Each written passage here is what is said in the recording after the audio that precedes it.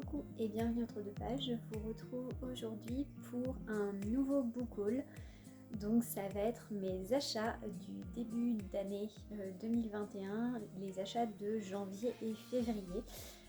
Bon, j'ai essentiellement fait des achats en occasion via des commandes Momox encore.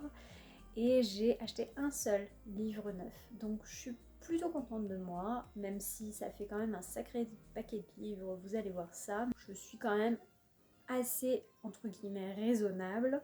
Je suis assez contente et je vais vous présenter ça tout de suite parce que ça me fait extrêmement envie. C'est des livres qui étaient tous dans ma wishlist, pas fait d'achat hors wishlist, donc ça encore je suis contente. Donc je vais vous présenter tout ça. Donc le premier livre que je me suis acheté, c'est Dis-lui que je l'attends de Takushi Ichikawa chez J'ai lu. La couverture est assez jolie, assez printanière je trouve. Donc Takushi Ichikawa, c'est un auteur que j'ai déjà lu avec son excellent Je reviendrai avec la pluie. Je vous en parlerai sûrement dans une vidéo dédiée aux littératures asiatiques parce que c'était vraiment un gros coup de cœur. C'est de la littérature à cheval entre le contemporain et le fantastique, puisque là encore dans cette histoire on va suivre Satoshi qui est trentenaire, qui gère une boutique de plantes aquatiques et voilà, qui est un peu tout seul dans sa vie depuis qu'il a perdu des amis du lycée depuis quelques années.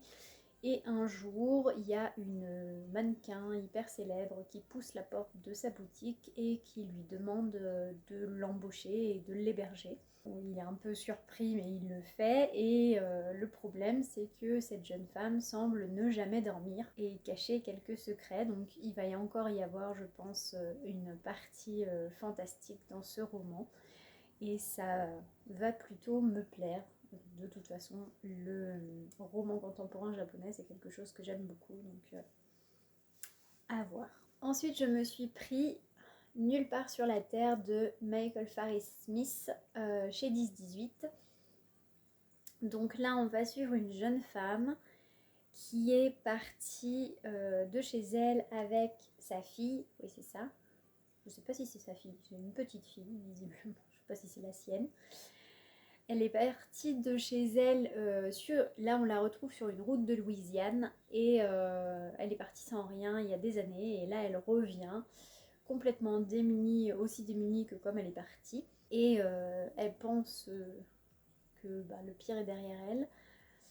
En parallèle on va suivre Russell qui sort de prison après 11 ans de réclusion, qui pense avoir réglé sa dette, mais visiblement il y a un meurtre qui va relier tous ces personnages. Alors je ne sais pas du tout, avec une histoire de désir de vengeance.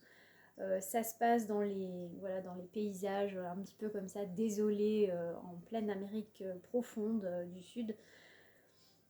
Ça promet d'être assez haletant, je pense, parce que c'est comparé derrière à Cormac McCarthy. Moi j'adore La Route, j'avais adoré La Route. Et donc là, si c'est du même ordre que ce qu'a pu faire Cormac McCarthy dans La Route, oui, ça me plaît d'avance. Ensuite, je me suis pris Le Puits de solitude de Marguerite Radcliffe Hall chez l'Imaginaire Gallimard. Bon, une édition qui a un petit peu pris cher, hein. C'est d'occasion, mais voilà. Donc, je vais voir. C'est un gros pavé énorme, écrit tout petit, parce que la typographie chez l'Imaginaire Gallimard est extrêmement petite, donc je ne sais pas. En plus, c'est un classique écrit au début du XXe siècle sur un amour homosexuel entre deux femmes. Donc ça a fait scandale bien sûr en 1928, vous imaginez ce que ça a pu faire à l'époque, et visiblement c'est un classique de la littérature LGBT. Donc j'ai envie de découvrir, c'est une littérature, un genre que je connais très peu, donc j'ai envie de m'initier à ce genre avec ce monument visiblement de cette littérature. Ensuite j'ai pris un livre de non-fiction qui est un petit peu passé partout, je sais pas si on va voir bien le titre. C'est Vivez votre vie en mieux de Margot Capu. Donc Margot Capu, c'est la personne qui gère les astuces, la chaîne Les Astuces de Margot. C'est un livre de développement personnel en fait. avec plein d'astuces, avec des petites... voilà, vous voyez, il y a des petites choses comme ça pour voilà, gérer sa journée, gérer son temps, voilà, vraiment des astuces pour vivre sa vie en mieux, que ça soit au niveau du bullet journal, au niveau de la motivation, au niveau de la détox digitale. Enfin, il y a plein de tips dans ce bouquin. Sachant que j'avais adoré Votre temps est infini de Fabien Olicard, je me suis dit que celui-là serait un bon complément pour voilà, voir s'il y a d'autres choses, si elle propose d'autres choses, parce que ces vidéos, je les connais très peu, donc il faudrait que je me penche là-dessus. Ça promet d'être intéressant et ça m'intrigue plutôt. C'est assez aéré et c'est assez sympa. Il y a plein de photos, de typos différentes. Enfin, c'est assez sympathique comme mise en page. Ça attire plutôt l'œil. Et on passe au roman jeunesse. Donc là, c'était les romans adultes et on passe aux romans jeunesse. Donc le premier, c'est un livre que je cherche depuis extrêmement longtemps. C'est Recherche sorcière désespérément de Eva Ibbotson. Eva Ibbotson, j'ai lu plusieurs livres d'elle, notamment Reine du fleuve que j'ai beaucoup aimé et Le secret du quai 13. Donc Reine du fleuve, c'est un contemporain qui se passe au Brésil, dans la forêt amazonienne, qui était vraiment très beau. Et Le secret du quai 13, on est sur une sorte de portal fantasy avec un passage à Londres sur un quai de gare qui mène vers un autre monde. Là, on est carrément en fantasy, c'est plus du fantastique, c'est de la fantasy pure. On est dans un autre monde et le grand sorcier Ahriman le Terrible recherche une compagne, une épouse. Et il va passer un casting, faire passer un casting à plein de sorcières qu'il va convier à un concours pour choisir la plus maléfique d'entre elles. Donc vont s'affronter visiblement Madame Olympia qui est très machiavélique et qui est pressentie pour être la plus maléfique à gagner le concours. Et Belladonna qui elle pense que sa magie trop blanche ne va pas convaincre Ahriman et pourtant elle est tombée follement amoureuse de lui, donc je ne sais pas ce que ça va donner. Je sais pas si c'est un triangle amoureux parce que au final on a 3 sorcières sur la couverture, donc après les autres concurrentes auront sûrement d'autres caractéristiques. En tout cas, ça m'intrigue beaucoup et j'aime beaucoup la façon d'écrire d'Eva Ibbotson. C'est assez prenant la plupart du temps, donc j'ai hâte de le lire. Ensuite, un classique de la littérature jeunesse, je me suis enfin procuré. Si vous avez vu mes précédents book hauls, vous savez que j'ai eu quelques péripéties avec ce titre. Je l'avais acheté, mais en allemand, sur Movox également. Donc là, c'est bon, c'est la version française.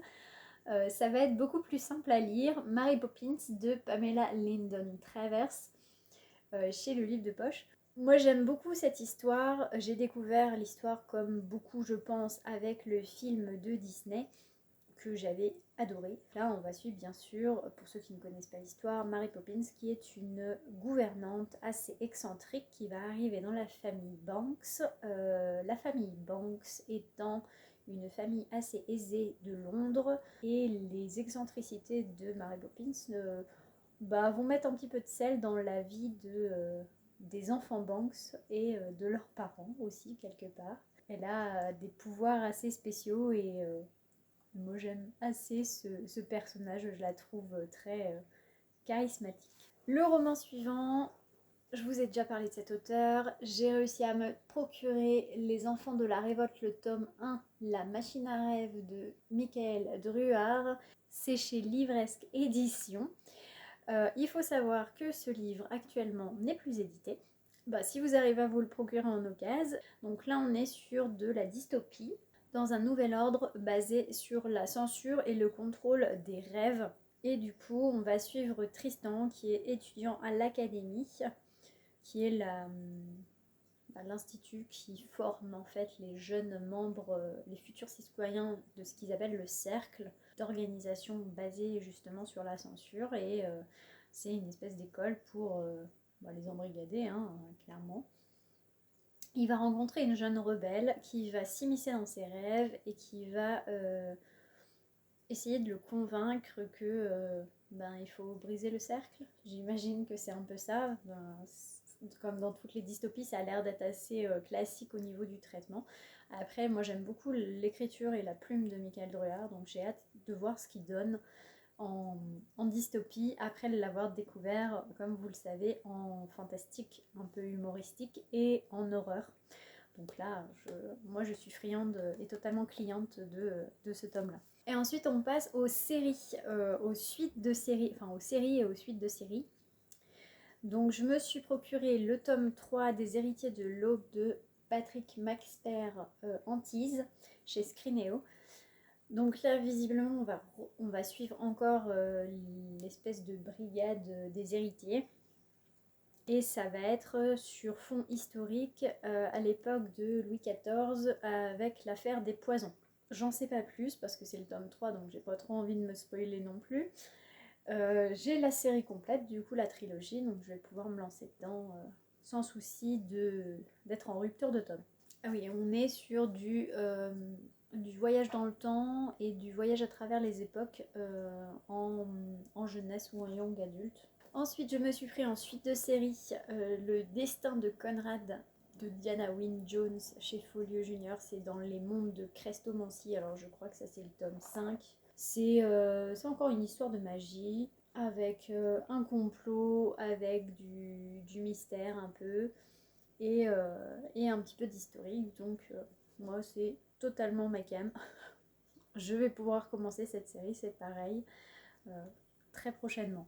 Ensuite, totalement influencée par la couverture et puis par cet auteur que je connais essentiellement dans son rôle dans How I Met Your Mother, c'est Neil Patrick Harris qui a écrit Magic Kids chez Bayard Jeunesse. Donc là, je me suis procuré le tome 1 et le tome 2.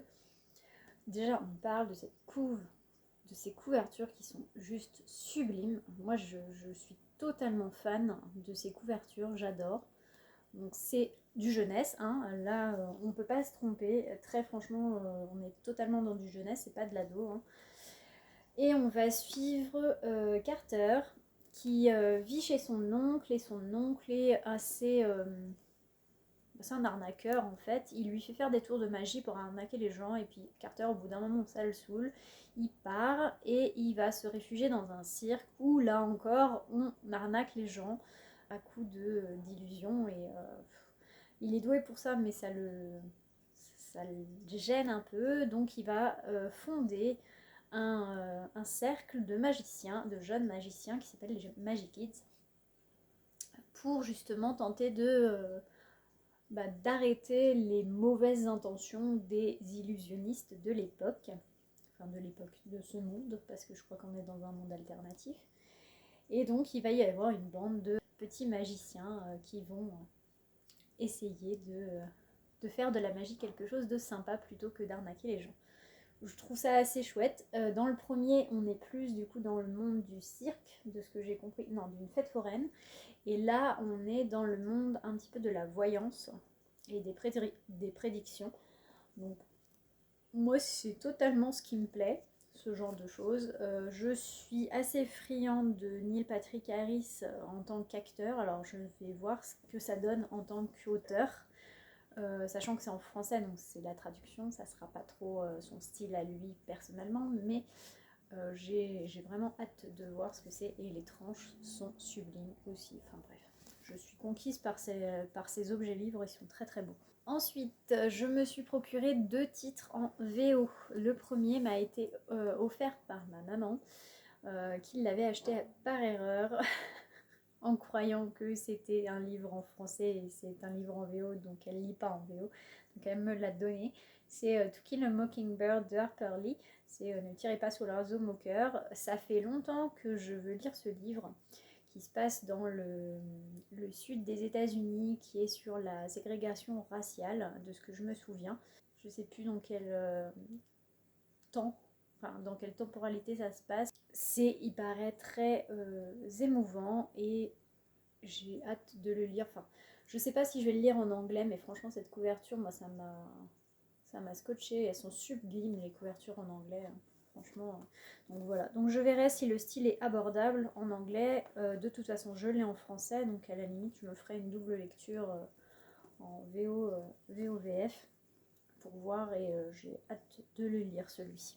Un livre que je voulais il y a très longtemps et que je me suis procuré là tout récemment. Ça fait longtemps qu'il est sur ma wishlist et le voilà. Donc c'est Grimm Tales for Young and Old de Philip Pullman. Donc c'est les contes de Grimm traduits en anglais par Philip Pullman. Voilà, Philip Pullman j'adore, les contes de Grimm j'adore, donc le mix des deux en anglais, bah oui, carrément. Je suis totalement friande de ça. Je vois certains titres très connus. Il y a Réponse, il y a Le Petit Chaperon Rouge, il y a Le Poisson d'Or. Il y a vraiment des contes très très connus quand on connaît les contes de Grimm. Je pense que ces contes-là vont être abordables. Les autres, il faudra peut-être que je me réfère à ma version des contes de Grimm. J'ai les intégrales chez Folio en français, donc ça devrait aller. Je naviguerai là aussi entre l'anglais et le français. Mais j'adore cette couverture qui illustre le petit chaperon rouge. J'aime beaucoup ce livre. Je suis assez contente de l'avoir trouvé en occasion en si bon état. Et j'ai hâte de m'y plonger. Et on termine avec le seul livre neuf que j'ai acheté. On l'a vu un petit peu partout, mais moi, dès qu'il a été annoncé, c'était obligé que j'allais me le procurer parce que j'ai adoré. J'ai eu un coup de cœur monumental pour le premier tome quand il est sorti. Il s'agit bien sûr du deuxième tome de Magic Charlie, Bienvenue à Saint-Fouettard de Audrey Alouette chez Gallimard Jeunesse. Déjà, on parle de cet objet livre merveilleux. Il est magnifique. Les couvertures de Stan Manoukian sont sublimes. En plus, moi, j'ai eu l'occasion de rencontrer Stan Manoukian au Salon Fantastique il y a 2 ans, 3 ans. J'ai eu d'ailleurs un petit carnet d'illustrations de Stan Manoukian, donc je suis absolument fan. Là, donc, dans le tome 2, je vous fais un petit peu le résumé du tome 1 parce que je ne vais pas vous raconter le tome 2. Donc dans ce tome 1, on va suivre, Charlie qui va découvrir ses pouvoirs via sa grand-mère. Et il va être,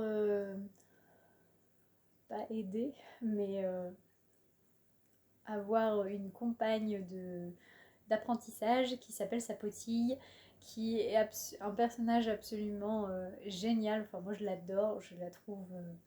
elle est vraiment piquante. C'est une râleuse, mais invétérée. C'est une catastrophe. Ils sont accompagnés d'une serpillière. Enfin, il y a plein d'objets en fait qui prennent vie avec cette forme de magie.